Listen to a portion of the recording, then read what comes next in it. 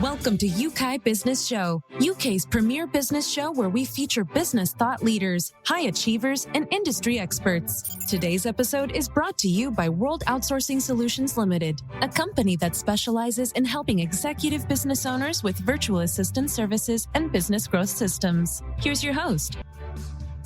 Hello, everyone, and welcome to the show. It's Trevor here. Thanks for joining me.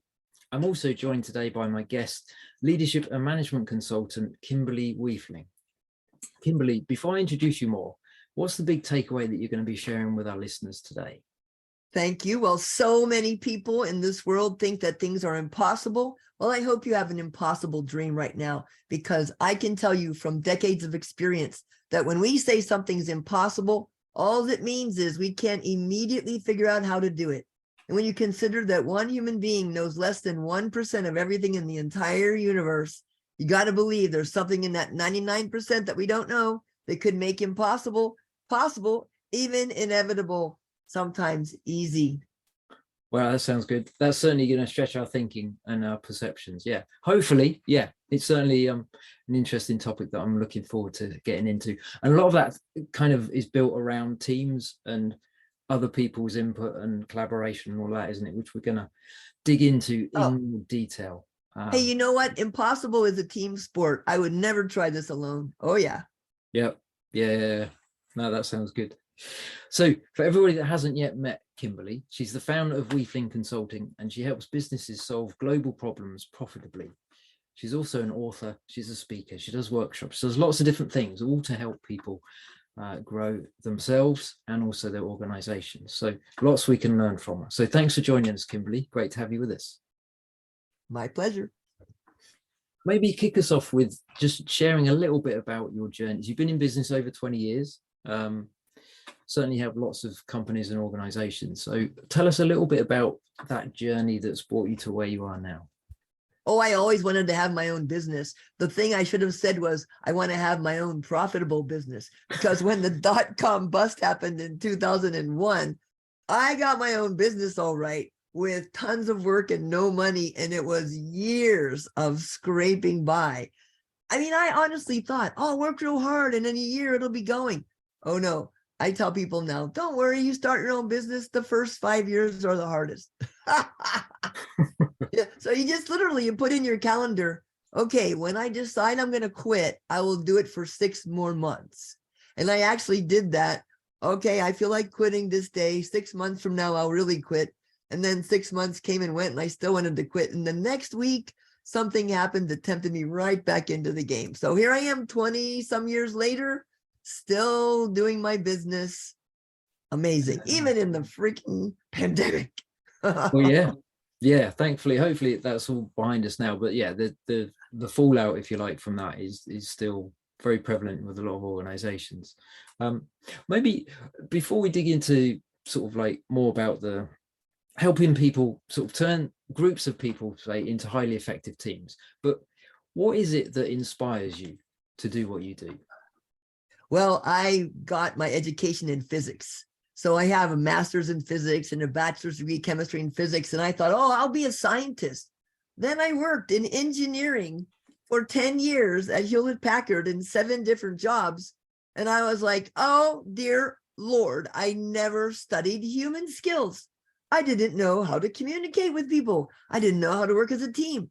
I had totally been a geek. And then I had to turn into a human being that could work with other human beings. That was the hardest job of my life. Yeah. It's an ongoing journey as well, isn't it? I find as well, like, I think people are fascinating, but also it can be connecting and relating and communicating well with lots of different individuals that we cross paths with can be the most challenging aspect, but also the most rewarding. So it's a two-edged sword in lots of ways, isn't it? Well, if you've ever studied the Enneagram, the 9 different strategies for getting things done. Yeah. When I studied the Enneagram, I realized, those differently gifted people, they're just doing things in a different way, using a different strategy. And all these strategies work. It's just that my way feels right and theirs feels wrong. Yeah. Yeah, no, that makes a lot of sense. So maybe just to start with, what would be some of the do's and don'ts that you've seen that helps transform, a group of people they're all in the same department, but they're not functioning as well as they could. There's no team aspect, or it's not effective. What would be some of the things that, for people listening that are struggling with their teams, one aspect or another? What are some of the things you've learned on that? One of the things that, of course, everybody gets and can take action on immediately is, do you really know these other people that you're working with? Have you ever asked them, hey, tell me your life story, starting at birth? Give me the 2-minute version. Have you taken the time to really get to know them and their journey on this planet?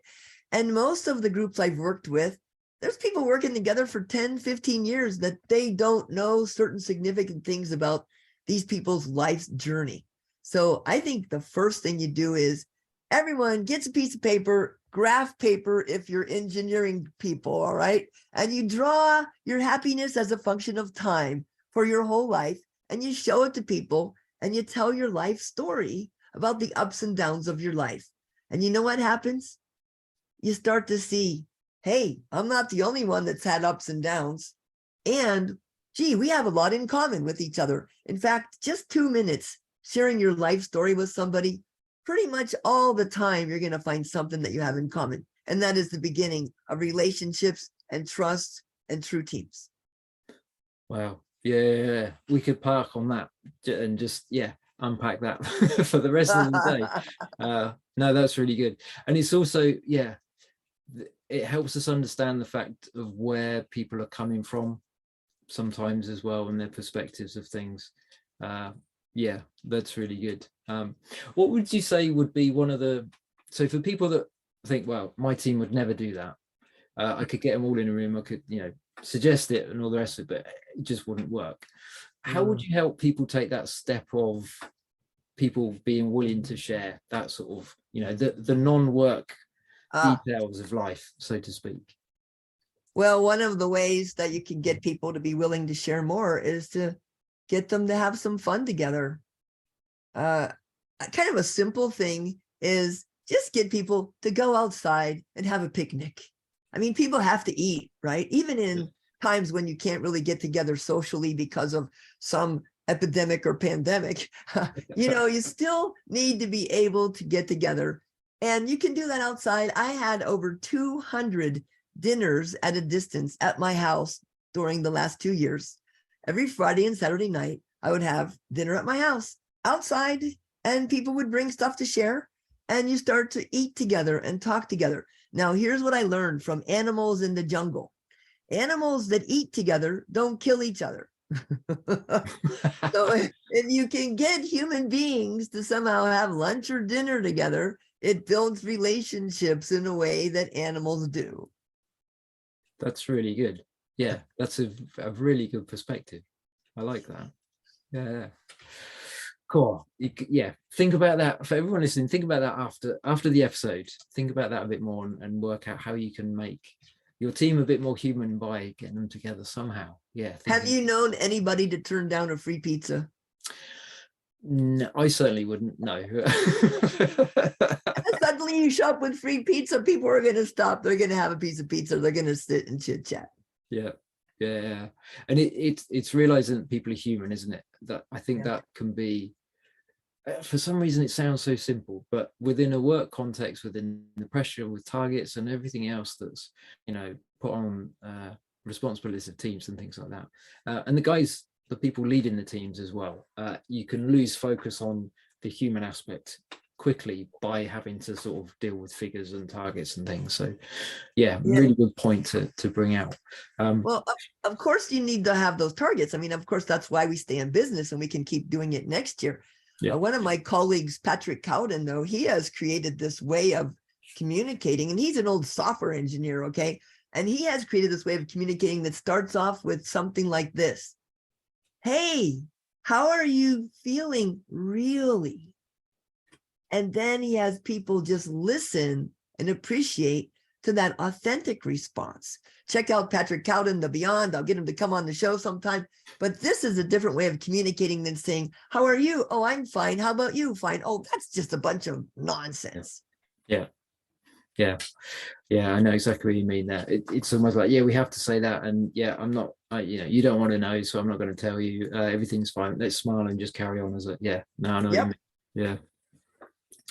Good stuff. This is good stuff. You've traveled through 20 years of business, as you said.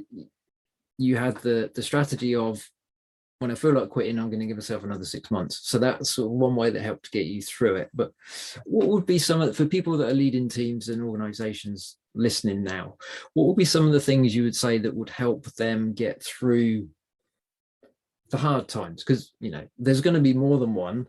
Sad to say, struggles and challenges. But what's some of the things you've learned and you've realized, actually, this is a really good strategy to navigate myself, but also the people that I'm leading through the tough stuff? Yeah, well, one thing I did for myself is I put into my calendar a monthly reminder of who I wanted to be and how I wanted to show up on this planet. And when tough times strike, I read that. I don't know if you want me to read a little bit of it, but I'd love to share a bit of it. Yeah, go for it. Yeah. Okay, so I put down, okay, Kimberly, here's your mission. Look at something that's challenging and ask, what might this supposedly bad thing, what might this make possible that was not otherwise possible? In other words, dig into that dirt and find the diamonds. Now is when leadership is needed. This is what your life experience has prepared you for. You can be a beacon of hope and possibility during this time and admit your vulnerabilities, fears, and anxieties. So that's sort of the conundrum, is you can be there, a beacon of hope and possibility, also while you're struggling and letting people know, yeah, I'm struggling too. And you keep going, you keep growing, friends, families, community, colleagues, company, and you keep going together to this new future. You just pause and take a rest. You don't have to stop. If you fall down, get up and keep going. Yeah. Wise words, definitely. Yeah. And that's you develop the habit of making sure that you focus on that regularly. You keep coming back to, yeah, this is who I am and who I'm becoming and who I'm focused on growing more of. Yeah, that's really and good. Seeing it as a gift, right? Like, thank you. It's a gift. Wow. Thanks a lot. I mean, sometimes I'd rather not have this gift, but you can't tell good luck from bad luck when it's happening. Have you heard about the Chinese horse story? Chinese horse farmer? No. So there's a horse farmer in China. He has one horse, a really nice horse, and he's very rich compared to the other people in the village. But one day the horse runs away and people say, oh, that's such bad luck. And he goes, we'll see. And the next day the horse comes back and 17 wild horses follow his horse back. Now he has 18 horses. And the people in the village say, oh, that's such good luck. He goes, maybe. And then the next day his son is trying to break one of the wild horses, but he gets thrown off and his leg is broken, very injured, very badly. And the neighbors say, what bad luck? Perhaps. And the next day the emperor's army comes through, conscripting every able-bodied man of his son's age, but his son can't go because his leg is all mangled. And the neighbors say, what good luck? And it goes on for 500 verses. And you just can't tell good luck from bad luck when it's happening, I'm telling you. Yeah, that's a good perspective. Yeah, we could, like, oftentimes we'll dig into it a little bit more in a moment, because I know that's what we're going to get into about making the impossible inevitable. But it really is, yeah, how we view things makes such a difference on our response, doesn't it? Then if we're leading a team, other people pick up on how we communicate, how we feel, how we act, and all the rest of it. Yeah, which is really good. One of the going back to one thing you mentioned there, which I think is a key point to bring out, and I think we need to be reminded of it regularly as leaders, how important it is to be vulnerable with the team to the right level. But it really is key that people know you're human as well, amongst all the pressures and responsibilities and targets and things like that, leading the organization. You're still human, aren't you? And people relate to human beings. Yes, you Yeah. have got it. The number one way for a leader, especially if you're in a positional authority situation, the number one way to build trust with your people is to make yourself vulnerable in Yeah. some appropriate way. Yeah. And I think this is something that is really underappreciated, especially in the United States, where the kind of paradigm of leadership is look good, be right, and win. No, no, no, no. Be a human being, have a combination of competence and warmth. Yeah, that's really good. Yeah. I mean, Yeah. so I'm practically saying, you tell your team, hey, here's something I'm struggling with. Here's a mistake I made. Here's something where I'm challenged. Here's something where I need your help. That makes your team feel like you need them rather than, oh yeah, you're so super, you don't even need us. No, your team knows you need them and they know why they're there. Yeah. Yeah. Such an important thing. I know where I've been on teams where I know that I can help the leader and he's communicated that he wants my help. You feel so good because Yes. you know you've got something to offer that makes the whole team beneficial. I've been on The the other purpose. side where I know I need to get the team on board because I know, I'm not the smartest one in the team with regards to this particular aspect. So I need to get their engagement and help. And to be able to communicate that to them is really helpful for me because we share the responsibility, we share the weight, and also, yeah, you get ideas and inputs that you wouldn't have got if you're the boss and you're trying to, show that you've got everything together. So totally right on. agree. Yeah, no, that's really good. I mean, considering that each person knows such a small percentage of everything on planet Earth, why would we try to do it alone, even if we are super smart and the manager, the boss, the leader? No, invite your team. It's a group genius kind of thing, right? Yeah. The wisdom of crowds. Yeah, absolutely. Yeah. So does that all feed in really well with how we get our teams to sort of make the impossible inevitable? Really, I think you've touched on quite a few bits, but let's dig into that for the rest of our conversation. Let's dig into that, Okay. just to kind of rethink about certain things, maybe, or our approaches, or whatever. What is it that we need to think about? Okay. Well, just imagine how excited you would be if your manager comes in and says, well, we'd like to kind of keep things going and make a small incremental improvement in quality and reduce the costs and somehow eke out a bit more profit. Does that sound exciting? Heck no. But if you sit there and say, I don't know how to do it, and it seems impossible, but you know what? A year from now, I have a crazy dream that our customers are saying, we transformed their lives, we saved their businesses, and we are a strategic partner that they would never, ever think of leaving because of what we have provided to them, and that they are raving about our people and the experiences they've had with us. And now people help me. What might make that possible? It seems impossible. What might make impossible possible? And who's in? And when you start talking like that, and then you even ask people, what's your dream? Oh, they'll get even bigger dream than yours. Don't just be limited by your tiny dream. Ask your people. If anything were possible, you had a magic wand, what would you instantly create that would transform our team, our company, our stakeholders, our clients, the world for the better? And you're going to find out that they've all been sitting on a treasure chest of ideas and nobody asked them. Yeah. Now, when you ask them, they're sure like, well, sure, I got lots of ideas. And every day they've been coming in, just doing their job and getting their paycheck. Boring. Yeah. Yeah. You're not gonna keep good, talented people by not giving them ways to express their ideas, are you? It just doesn't work. People move on because there's lots of places that will eventually give them that opportunity. And you know, the number one reason that people are quitting today, right now, in the latest survey is they don't find their job fulfilling. I know everybody has to make money and pay their bills, but people want a purpose beyond profit, a mission that matters. And if you look at some results from Harvard Business Review, companies that have a purely financial target make less money because it's not inspiring to people. Yeah. There's a level of emptiness, isn't there, if that's all there is? I mean, money's great gives us a lot of opportunities to do different things. But yeah, there's more to life than just dollars, pounds, whatever your currency might be. Exactly. Yeah. So how can people inspire that?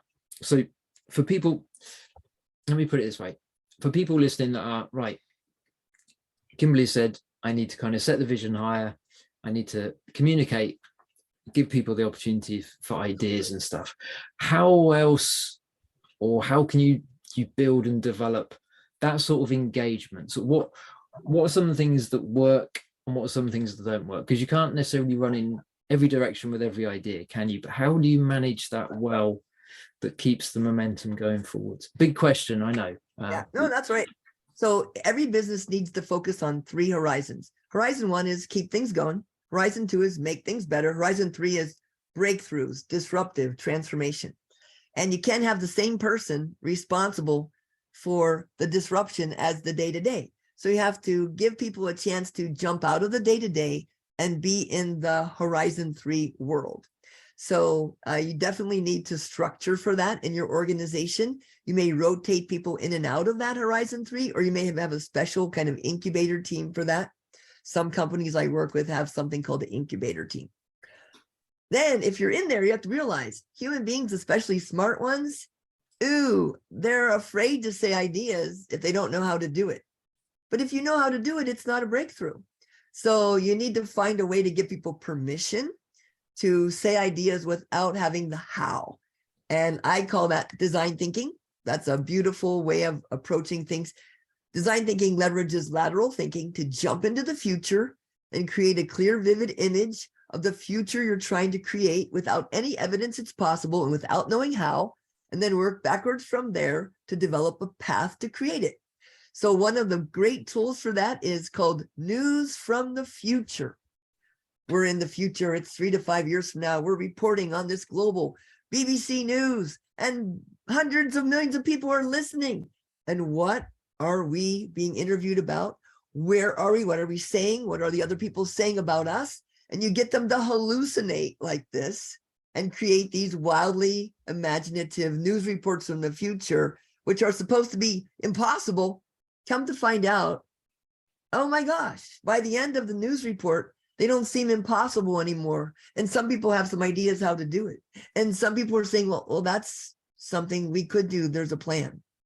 Yeah, you go from impossible to let's start working on it in a matter of minutes or even hours, I guess. That's not too bad. And then you start prototyping and saying, it might not work. Yay, let's experiment. Let's prototype. I mean, I live in Silicon Valley. We are surrounded by failures here, but we don't call them failures. We call them prototypes. Yeah, that's so good. Yeah, I like that.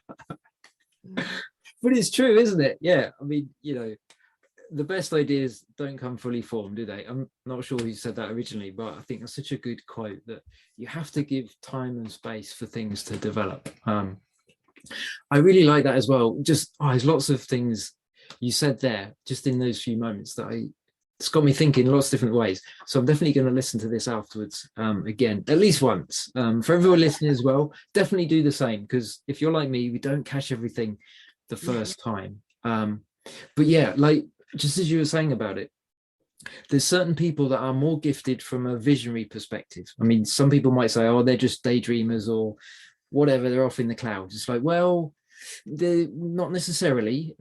And then there's other people that are really practical, but they don't necessarily get the inspiration. So if you can get them together in a team where one of them is the visionary and somebody else can actually make it work, then neither feels kind of incompetent or insufficient because they've not got both parts. And yet both people can interact, because, the practical person needs fuel, shall we say, and the vision is the fuel, isn't it? So like, give me the fuel, I can run with it, but I haven't got the fuel. And the other person's got the ideas, just like, I have no idea, like you say, no idea how to do it, so I'm not going to say it because that will be silly. It's like, no, that's not right. You need everybody sharing, don't you? And it's I suppose we need everyone's perspective, right? Diverse teams win. Yeah.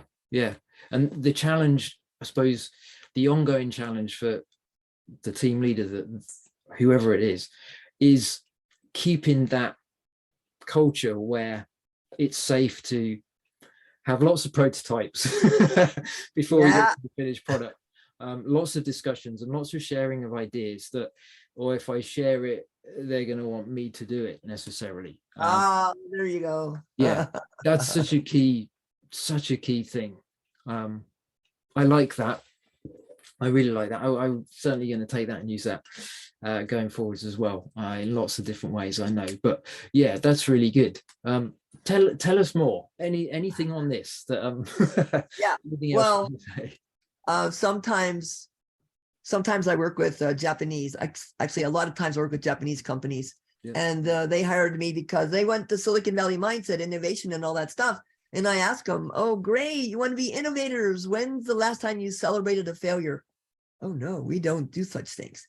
You've got to find things where people took a risk and did the behaviors you want to see more of, but it didn't work out. And you need to celebrate, hey, they tried it. They experimented. They did what we all need to do more of. Hey, it didn't work out that time, but it's the way they behave that you want to see more of. And so whatever you reward will be repeated. If you only reward people when they do stuff that works out, then you get these really careful people who will just do things that they're sure of. But if you say, hey, look how so-and-so took a big risk and put all kinds of stuff in place, and we did an experiment and we learned 7 things from it that are going to help with the next experiment, and yay, bravo. Now that sends a message about what you want to see more of in your team. And that's the kind of team that's going to be innovating. Yeah, that's really good. Yeah, like if we were all kind of written off the moment we failed, like the world would be a terrible place, wouldn't it? We'd all be out of jobs and no kidding. Yeah, have no opportunities, whatever. Well, that's why that life journey line, drawing it, and everybody puts their pictures up on the wall together, and you've got 30 people from 10 different countries looking at their life journeys saying, oh my gosh, everybody's had failures. Yeah, everybody's had failures. Everybody's had disappointments. It's called life. And then, by the way, there's a Japanese saying, Nana karobi yaoki, 7 times fall down, 8 times stand up. Yeah, that's a good approach, isn't it? That's a mindset shift, isn't it? For people that have maybe struggled in the past with stuff that, didn't work. As much as you can, you manage risk, don't you? But within that, there has to be some margin, some scope, some availability for people to fail in a sort of productive, safe-ish way. And then learn from it. I think, and reflection is a key part as well, isn't it? Okay, what of that did work and what bits do we need to adjust? Because it probably wasn't all wrong, as you say.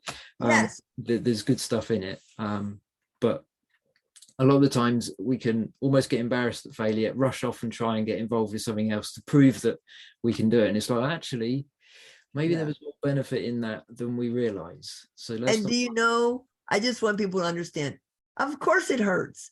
Ooh, I don't like failure. It's no fun. Yeah, I sink into the icy couch of despair, doom and gloom, and then get up and keep going, for crying out loud. Yeah. No, that's really good. This is full of good stuff. I knew it would be. It's brilliant. Thank you, Kimberly. No, thank you. Thanks for sharing your insights. It's powerful stuff. It really is. Just as we wrap this up, for people that want to find out more, about what you do, but also I know you've got lots of stuff on the website. You've written a book or two. You're involved in another book as well, aren't you? Tell us a little bit more briefly about the books, and then how people can touch base. Okay. I wrote Scrappy Project Management because I realized most projects fail for completely predictable reasons. I wrote a workbook on inspired organizational cultures because I realized, holy cow, it's about the organizational cultures. It's not just about the leadership and teams.